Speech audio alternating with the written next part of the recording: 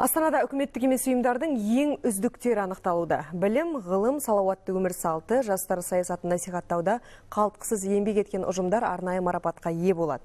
Жүлдені тағайындау үшін арнайы құрылған комиссия 2016 өтінішті қараған. Ал 100-ден жүйрік атанғандарға бүгін салтанатты жағдайда сыйлықтар табысталмақ. Ал дәл қазір әріптесім Досымжан Ермұрат мерекелік шарадан тікелей эфирге шығуға әзір.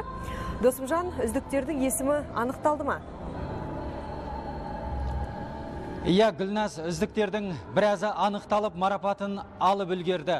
Айта өтейін, дәл қазір шабытта мемлекеттік хатшы Гүлшара Әбдіхалықованың қатысуымен әлеуметтік мәселелерді шешуге қосқан үлесі үшін үкіметтік емес ұйымдарға сыйақы тағайындау рәсімі өтіп жатыр. Залдан қосылу мүмкін болмады. Іші азан-қазан олжалы болғандардың құрметіне арналып гала-концерт өтіп жатыр. Сол себепті режиссерларымыздан залдағы көріністерді экранға беруін сұраймыз. Ұйымдастырушылардың айтуынша жеңімпаздарды анықтау оңай болған жоқ, өйткені үміткер ұйымдардың саны 220-ға жетіп жығылған. Соның ішінен құрамында 66 сарапшы маманы бар конкурстық комиссия 59 ұйымды жеңімпаз деп таныды. Олар 15 номинация бойынша марапатталды. Олардың әр қайсысына 4,5 миллион теңгенің сертификаты берілді. Қазір менің жанымда тарихи мәдени мұраларды қорғау номинациясында жеңімпаз деп танылған ел шежіре қоғамдық қорының төрағасы Дәулет Мырза тұр.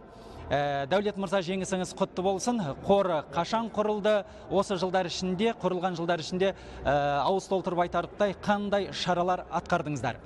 Иә, рахмет. Біздің ел шежіре қоғамдық қоры 2003 жылдан бері жұмыс істеп келе жатыр. Әлеуметтік маңызды жобаларды іске асыруда.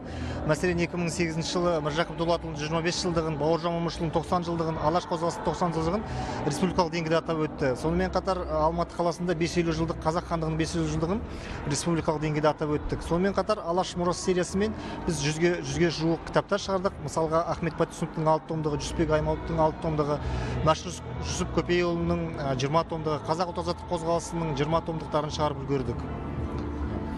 Рахмет, Дәулет Мырза, жеңісті жұмыстарыңыз әрмен қарай жалғасын таба берсін. Айта өтейік, сыйлық ақыны дін істері және азаматтық қоғам министрлігі тағайындады. Министрлік өкілдерінің айтуынша, биыл ғана бастауын алған ізгі іс, яғни сыйлық ақы дәстүрлі түрде жыл сайын табысталатын болады. Мендегі бар ақпарат осы.